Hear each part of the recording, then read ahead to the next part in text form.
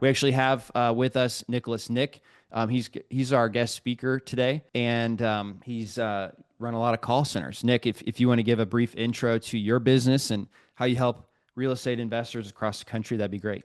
Absolutely. Yeah. Yeah. I've been operating a company called leadminingpros.com for over 8 years now. We're almost in our ninth year. We probably perform 10 to 15,000 dials a day with what we've been doing and been doing that for a long time. We've been very blessed. We were one of the first guys on the scenes 8 years ago. I feel like a dinosaur in this industry. I think DealMachine was right around the same time when you guys founded. And it's like we're some of the oldest companies around right now, which is ironic and lovely too at that. Um, but yeah, so what I do now is I offer a white glove service for all of my clients, which is one of the reasons why I'm here to service all of you as well. People come to me and all they have to do is give me a market, and I pull the list for them. I skip trace it for them. I cold call everyone, and I text message everyone. That's what I do. And I've been advising clients for years on this. I'm very hands-on approach. My cell phone number's on the website. But one of the reasons why I share, my experience just because I have a lot of in the trenches experience, right? I'm not a business owner. I'm actually like right there with all of my clients, advising them, guiding them. Anything call center I've done, I now have 40 employees, and my company does over about 1.5 million in sales a year, and that's only from cold calling and texting. That's just lead generation. That's not real estate investing numbers. That's not flipping houses. That's flipping leads to sellers. And our that was our goal for this call was to focus on the filtering. Nick, why don't you maybe tell us some of your philosophies, right? And one of the philosophies I've heard from you is, when you're starting out, like the niche lists are really powerful, but they don't scale. And so the way that you allow and help people to scale is doing a broader list, right? Yeah, yeah. So I've got a couple of philosophies. So specifically for cold calling, um, because really, what we're doing is we're looking for the person that's not on everyone else's list, right? If we're in a saturated market, a lot of people are like, oh, I've got this really ninja list in my market. Yeah, there's no ninja list in Phoenix, Arizona. Right? There's no ninja list in Dallas, Texas.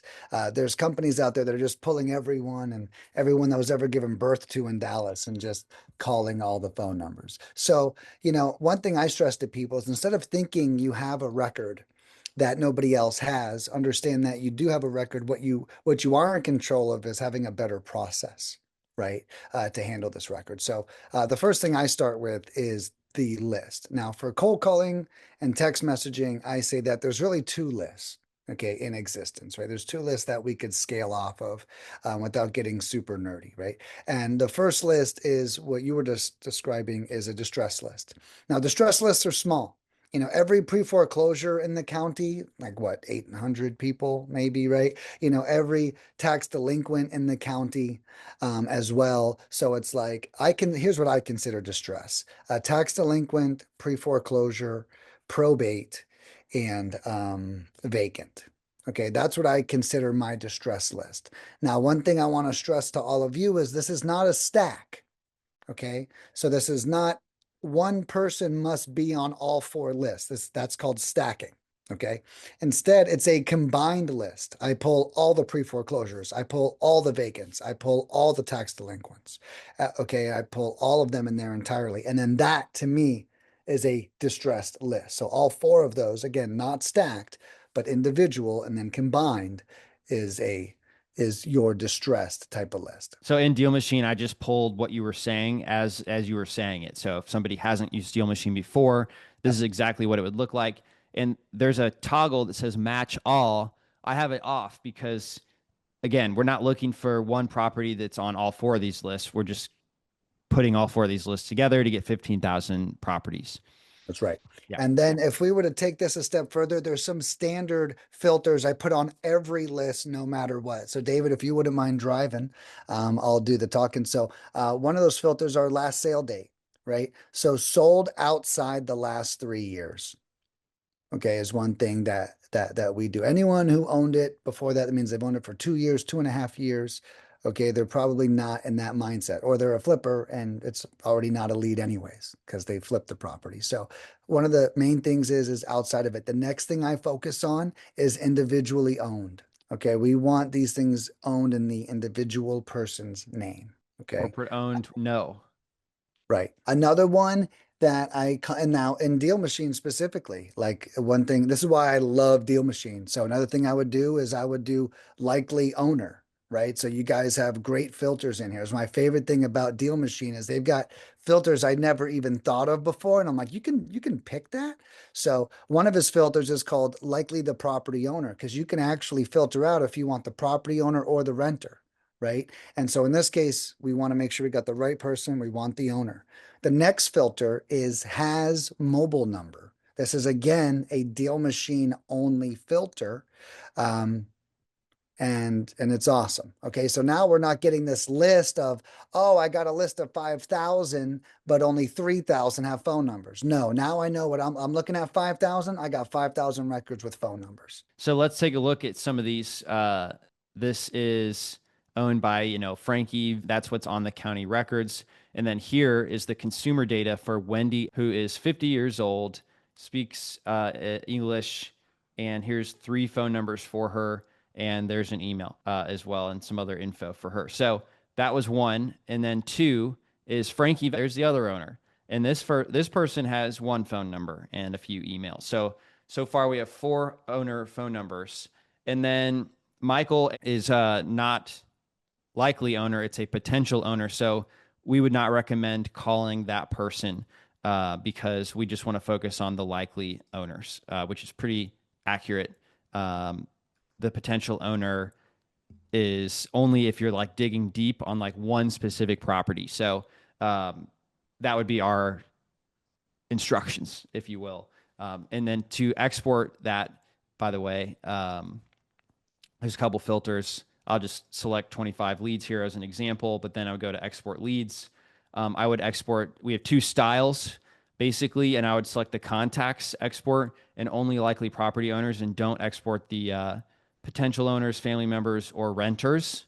And then we would also leave the DNC in there because you're not selling anything, you're offering on their house. So just make sure you're offering on their house, asking if they want to receive an offer, not necessarily any other type of sales offer, right? So and there you go. I would export that and then or call that either way.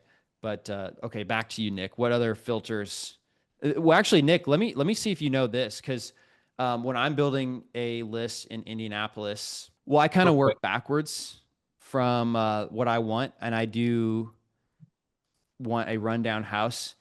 So let me clear these filters. So we have a lot of counties. There's 3,000 counties, and most of them actually have a tax assessor that submits information for the building condition. So I'll do like fair, poor, unsound, and average. Basically, I don't want excellent, good, or very good. And that actually has been something I've been using to target some signs of distress. Love that. I don't know if this actually took here, or maybe let's get rid of the average. Oh yeah, there we go. 57. And then also in Indianapolis and in Midwest markets, there's a lot of streets where the best house is only worth $120,000. And if it needs a full renovation, I mean a full renovation on a 1,500 square foot house would cost like $100,000. So it's like really hard to make a deal, So like in order to prevent that, what I'll end up doing is obviously single family home is what we're talking about, and then I'll do estimated value is like minimum 100,000, and the high end of what I would want to renovate and keep as a rental would be like 300,000. So I do submit that, so I'm not getting like a $50,000 valued property that I can't do anything with. Yeah. Yeah, and I love that filter too of the good, average, bad. And what I would say, I mean, it depends on your strategy and your time. Um, I would say definitely I'd really like those filters. My question would be if a property isn't assessed, would you lose that property or will every so it's like what the one thing that scares me about filters sometimes is and I think we've talked about this when I've had is to do and unknown, right? Mhm. And is that also a feature here um, as well? Just because one thing I always fear about filters is if it's not labeled, then do we lose that record? Yeah, is unknown. Yeah, bam. And guys, that's a really important lesson to learn. Like whenever we're pulling the data is when we're filtering it, and when we're filtering it intensely, we also want to add the room for error or for null, Right. right? And So, yeah, a lot of counties, they didn't record all this information 40 years ago. Right. mm, So there's this just brought back a few thousand extra properties. Now the list is at 40,000. yeah, So that is very, very good of you to mention, Nick. And so the same applies for like living area. Let's say that you wanted living area between 1,000 square feet and 2,000 square feet or 2,500 square feet. In Indianapolis, it's really hard to make a rental work that's like bigger than that or more expensive than 300,000. It just is to make a cash flow. So now you can see our list is 25,000 properties. 20, yeah. So, but there's definitely some properties that were maybe sold long ago that they didn't record the living area. mm, And most people are missing those because they don't know this trick with the OR filter. But we'll also add OR living area is unknown. And you'll see yeah. it go from 25,000 to a bigger number here. I'm sure. Let's take a look in the bottom left. Yeah, to 27,000. So there's 2,500 extra properties where the county just doesn't have the living area, probably because they were sold before they started recording that data. Got it. Wow. And that's even to think of to know that a property, the last it was sold was 40 plus years ago, right? You could also that's the perk, right? That's why we love cold calling because what we're really doing with cold calling is we're net fishing, okay?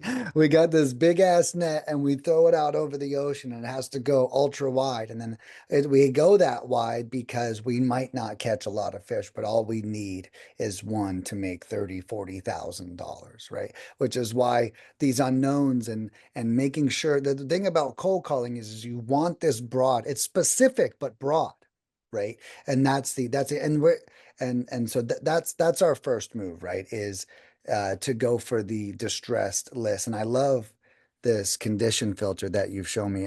You literally have filters I never even thought were possible, and that is an example of one of them. I would say if you're a one man show, like go niche. But Nick is doing a large volume of calls, right? So if you're wanting to scale, right? Somebody came on here and said, hey, they've been doing this since 2021, but they really want to take things to the next level and scale. I mean, there's only so many vacant homes that you can call, right? So you need to expand the list more to scale. So Yeah, maybe Nick, you could reiterate again, yeah. it at what point do you really need to scale to a bigger list beyond these niche lists? Well, and you have to look at it from like a numerical standpoint. So, I had a guy call me up once, and I'm very blunt with my clients. I'm not a sales guy. I'm like a real guy. I'm also a consumer. So I advise people the way I would want to be advised. Um, and the biggest piece is I had a guy call me up, Nick, I got 500 records, man. Boy, this is a niche list. And I'm like, dude, hey, I want to scale my business off these 500 records. I was like, yeah, no offense, bro, but I mean, if you closed one out of those 500, you'd be amazing, right? Like that would just be absolutely, uh, you know, breathtaking to just get one in 500 records. So I would say it depends how big of a record pool you have in your market. You're not scaling anything off of 500 records. You're not scaling it. I mean, you might close something, right? But then what? Where are we going to go next? And that's where I think the broad serves and the niche is good, but you don't want to hyper focus on the niche and leave everything else to the side. One of the most common things I hear people do, and we get so singularly focused sometimes. Well, I'm looking for this. Well, why are you stepping over these three leads just because you're focused on, well, I'm working with pre-foreclosures, not absentee owners. Well, you just stepped over $40,000 in profits in absentee owners because you're trying to niche out. And so what I would say is niche is great, but to understand that it cannot be the only tool in your tool belt, right? It is just another property. It is just another lead, right? We close any lead. So in my real estate investing business, We do land, houses. I don't care what we do. Is the price right? If the price is right, we're doing it. Right. And it's like the niche is real estate. Right? So what I would just say is make sure you have a decent sized list and a great standpoint on that list. So I'll get nerdy with you guys just momentarily. Even 2,000 records. So 2,000 records with 2,000 phone numbers. If you called everyone 3 times, that's going to be 6,000 dials. Okay. Now, my business in 6,000 dials, we can generate a good amount of leads, but we've been doing it for 8 years and we've got it really dialed in. Um, However, 6,000 dials really isn't a lot, if you really think about it. So, you're going to have to figure out how you're going to address this list and the strategy. So I like having a wide net and letting the leads educate us on the market. So we So get, go ahead. just on that number, 6,000 dials is not a lot. Um, what I've typically seen and given as guidance is it takes 5,000 dials to get like one hot lead, right? Somebody who's really got the potential to be a great deal for you, right? But people don't close 100% of their hot leads, right? So Right, uh, right, it could right. be, I've heard everything from like, it takes 3 hot leads to it takes 10 hot leads, depending on the person's ability or how they even define what a hot lead is. So you, is that kind of good guidance, Nick? Would you say? I mean, you need to make Yeah, 5,000 calls to really have a chance of encountering somebody that would be a yeah, good fit. right. Well, yeah, and that's really the move, right? Because it is a numbers game. We have to get 20 leads, and out of those 20 leads, 12 answer the phone. Out of the 12 that answer the phone, three become qualified. Out of those three that become qualified, two become appointments. Out of those two appointments, one become a contract, right? And so the numbers end up speaking to us over time, and that's why we need to have a hopper full of prospects, right? So now that we've like reverse constructed everything at each iteration of the lead stage, we are going to have lead loss. Right. So we're going to lose them whether we're unorganized or they're disqualified. One of the two things are definitely going to happen. So my advice is you want to have a big list. And what I recommend doing is pulling distress first. Okay. If that helps you sleep at night, and then going after the absentee owners. Okay. So what I do with my clients that don't just want to work absentee owners is we pull all the distress first. And I think we saw it at the end of our last distress filter. We were at 2,700 people roughly. Okay. That's a great start. Right. So then we would also look up absentee owners and we'd probably add 30,000 people to that. So now we got 2,700 distressed owners, pre foreclosure, vacant, tax delinquent, probate. Right. And then we've got 30,000 absentee owners, right, as well.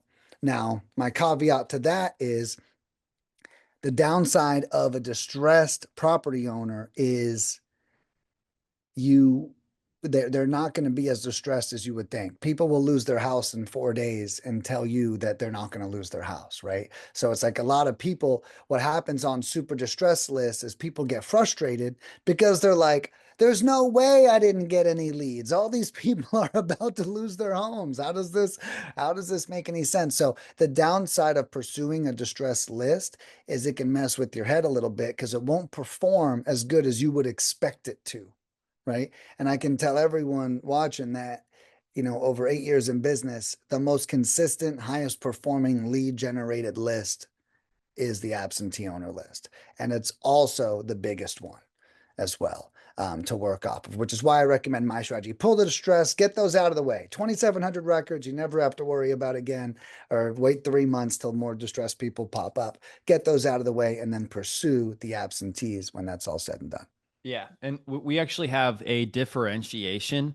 Uh, we have absentee owned, and then we also have out of state owner. So Mhm. um, this is where you would go to find those filters. So you have out of state owner, yes, and I just knocked off the building condition one and just went straight for out of state owner on this filter here.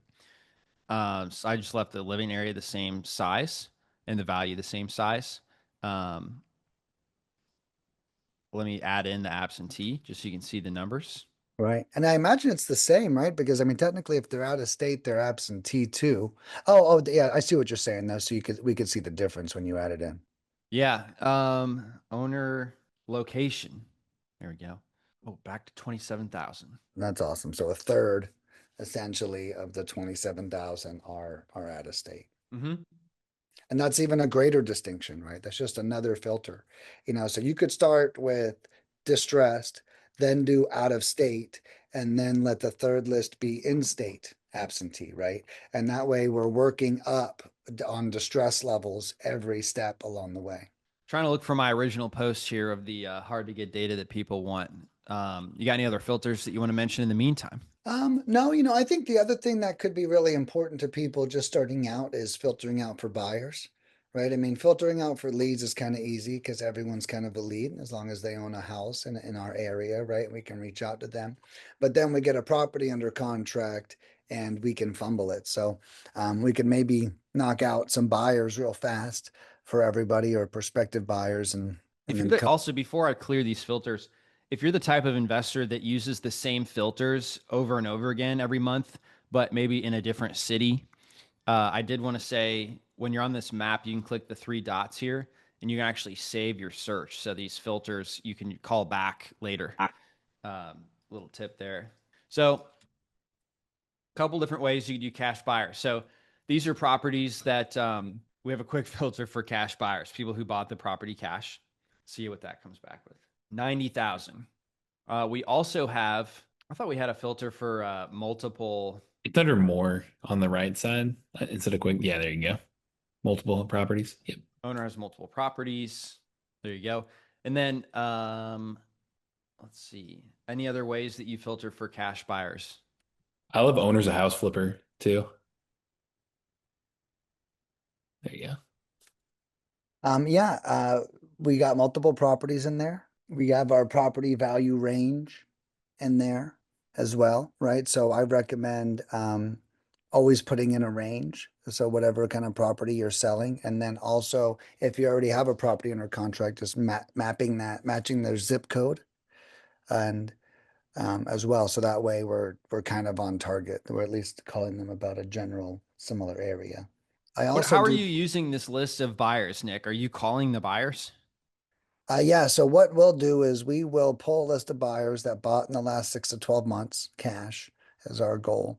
And then we'll match the condition, similar the property value and location of where the property is. And then we'll call everyone and we say, hey, well, I'm looking for the buyer of the property at 123 Sycamore Street. Mm-hmm. And they say, yeah, that's me. I say, oh, great. Well, are you a real estate investor or was that a one-time thing? And our goal is by saying one time thing that they're like, either way, they're like, well, why do you ask? You know what I mean? We want to pique their curiosity. And then we ask them, we have a property similar to this in the area. And I was wondering if you'd be interested in taking a look at it. Very nice. Yeah, that makes a lot of sense. The other thing I was going to say was you have some customers that just flip land, right, Nick? Yeah, that's right. So I wanted to show that in case anybody on here is in the same boat. Vacant land is actually a quick filter. And one thing I've heard from land flippers frequently is that typically young people don't sell their land. Typically old people sell their land. So um, depending on what your exact definition there of age is, you can actually see that there's 21,000 plots of vacant land in Indianapolis. So then we would say contact is likely the property owner. So you're not pulling properties that don't have any contact information. And then it'll say contact has a phone number. But there's one more contact consumer data type thing you can pull is that the contact age is greater than 65. So um, it's typically the older people who, you know, would be interested in selling their land. They've held it for a long time. It's gone up in value. They're going to be selling it at a profit no matter what if they've owned it for quite a while. And there's 4,000 of those, right? Once we filter down the contact age. So just a couple tips there from land flippers that I've heard that I wanted to pass on to you.